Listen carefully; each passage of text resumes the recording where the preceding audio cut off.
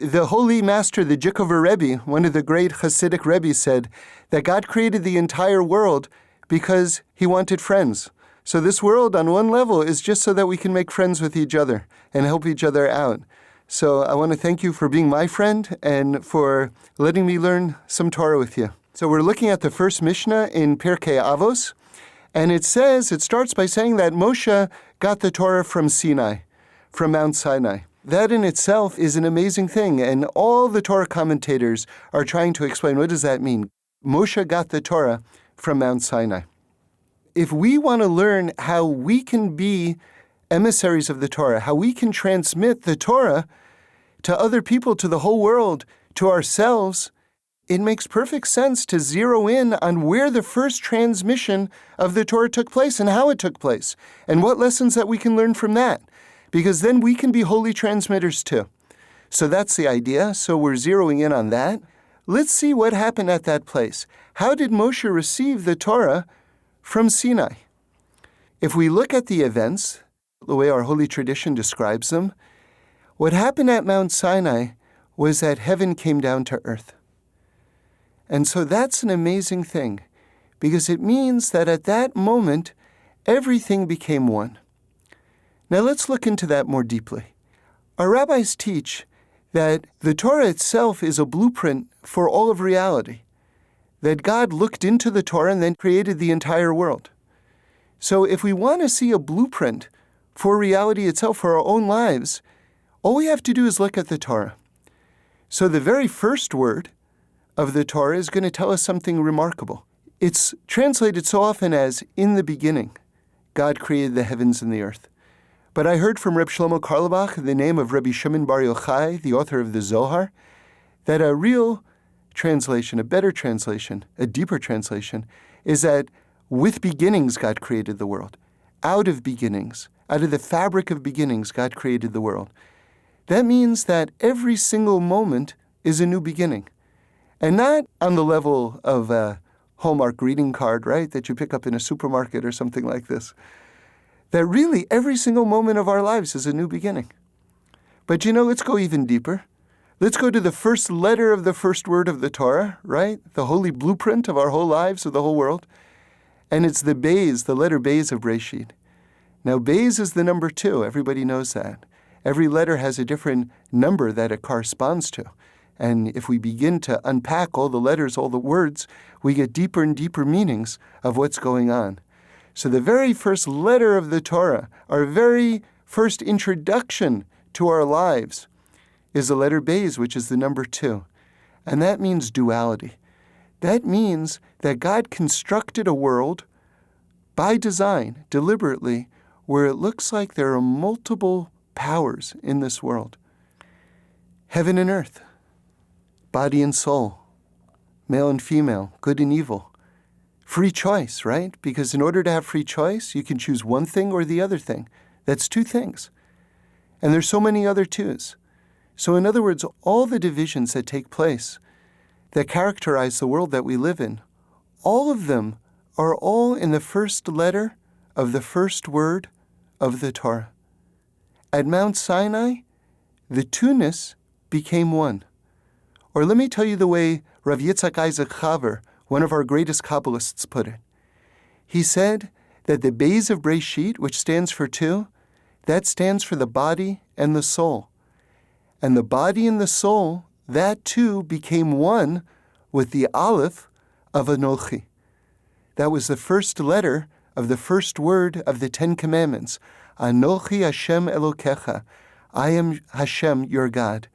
Those were the first words spoken at Mount Sinai. Now the deeper Kabbalists say that, what did Hashem say at Mount Sinai? Not even the first 2 commandments, like the Gemara says. Just the first word, Anochi, I am. God just announced that he existed. But the even deeper Kabbalists say even more than that God just pronounced the letter Aleph, the first letter of the first word of the 10 Commandments. So again, we're being given here right now an incredibly simple but powerful and holy formula for transmitting Torah. That is, the Beis of Breshis, the body and the soul, all the different multiplicities, all the illusions of multiple powers in this world, that two-ness becomes one with the Aleph of Anochi, with the first letter of the first word of the Torah that was given at Mount Sinai. So now, when heaven came down to earth at Mount Sinai, we can mirror that by taking our body and our soul and fusing them into one unified capacity. And if we can do that, then we ourselves become like a Mount Sinai, where heaven comes down to earth. You see, because each person, each individual, is a microcosm of the entire universe. That means that each individual is part heaven, part earth. You see, your soul is a piece of God. That's the piece of heaven that's inside of you. And your body, in Hebrew, a person is called Adam. That comes from the word Adamah, which means earth. Your body is formed from the earth. So every single person is part heaven, part earth. And if we can get the body and the soul together, if we can get the heaven and the earth together, then we can be like Mount Sinai was when the Torah was given and was given to the entire world. So that's the challenge. So how can we do that? How can this paradox, this tension that exists within us, how can we achieve that unity between body and soul so that we can be transmitters of the oneness of God? Now listen to this. The Torah commands us that we should carve God's words upon the luchos. That was the name of the tablets that God gave to Moshe at Mount Sinai. That we should carve the words of the Torah on the luchos of our heart, on the tablets of our heart. Now let's look more deeply into this set of instructions. The Lubavitcher Rebbe makes a fascinating observation. He says, when you write with ink on paper, essentially, when you're finished, it's still two things. You have the ink and you have the paper. Even though they coexist together, nonetheless, they're two separate entities. But now imagine you take a tablet, a piece of stone, and you carve the words into the stone. Now you have an entirely new entity. The words and the stone are one. And so that's what God is asking us to do. He's asking us to carve these words into our hearts, which is the fusion of our body and our soul, and making them one, into one brand new entity. Now let's go deeper into this idea, because we're still not there yet. When we say Shema Yisrael, and we declare the oneness of God, what are we saying really? I heard from one of my holy teachers, what's the difference between someone who believes in one God and someone who believes in many gods? So someone who believes in many gods says that God is in the ocean and God is in the clouds and God is in the forests. But someone who believes in one God understands that the entire world exists within God. So if we want to achieve that oneness, that fusion of heaven and earth, which exists in this world, we have to make ourselves one as well. Now, one of the holy things that we're supposed to have in mind when we declare the oneness of God, when we say Shema, it's called makabeling the all malchus shamayim. That means taking on the yoke of heaven. What is a yoke? So when an ox pulls a plow, he's attached to the plow by a rope. And so wherever the ox goes, the plow goes along with him.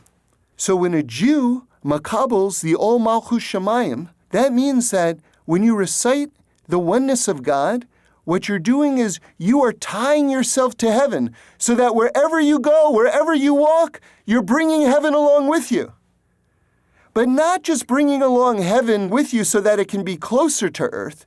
You're bringing along heaven closer with you so that heaven and earth can merge, like it did at Mount Sinai, like it does when we carve the Torah on the luchos of our heart, where everything becomes one. And then when we become one, we echo God's oneness wherever we go, to whoever we speak with. Now listen even more carefully, because the Talmud gives us even more incisive, precise directions how to be able to communicate. The Talmud says that if you give tochacha, that's translated as rebuke, if you give rebuke to someone and you yourself aren't keeping that mitzvah, that idea, then the other person won't listen to you. So there's something that I'd like to call the physics of spirituality, meaning to say that there's a dynamism to the energy that translates between people. So that if you yourself are speaking high-mindedly about a certain principle, but you yourself aren't practicing that, then the energy that leaves you doesn't have the leverage to get into the heart of the person next to you. But now imagine that the opposite must also be true. And I'm deriving this from the principle in the Gemara, which is that if a person won't listen to you if you don't keep it, it makes sense to me that if you do keep it, how much more so will a person listen to you? Meaning to say that from the life force that goes into you keeping this Torah commandment, when you speak about it, it will emanate from you in such a way that it will absolutely penetrate the hearts of all people everywhere. I'll tell you a personal story. I worked with a group of people on a TV show for a number of years. One time I was sitting in a room and someone asked me, "Hey, what do you think of this guy?" And another person spoke up and said, "Don't ask him that. You know he doesn't speak bad about other people." I was so touched. I was so moved. I never made an announcement. You know, there's a certain thing about laws called Lashon Hara, and I never made any sort of announcement like that. But just living a certain way, a message gets communicated. And we have to give ourselves credit, and we have to give the power of the Torah credit to know that we don't necessarily need a public platform, that all we have to do is do it with all of our hearts, and the word will go out. The word will go out, just like it says in the Torah, that the voice never ceased from Har Sinai, because we ourselves can become Har Sinai, and the voice will continue to go out from us. Thank you so much for giving me this chance to learn with you, and I just want to bless you that we should stay friends and remain friends, and that we should be able to experience the oneness of God together always. Thanks for listening to David Sachs for Sinai X. When we learned the mission at the start of today's session, we discussed the importance of establishing many students. From this we learned that we all have direct and equal access to the wisdom of the Torah. There are no gatekeepers, no university walls. Each and every one of us, irrespective of our intellectual capabilities or lot in life, is encouraged to learn Torah. It's open source. David Sachs explains further that each and every one of us is obligated to transmit or teach Torah in this world.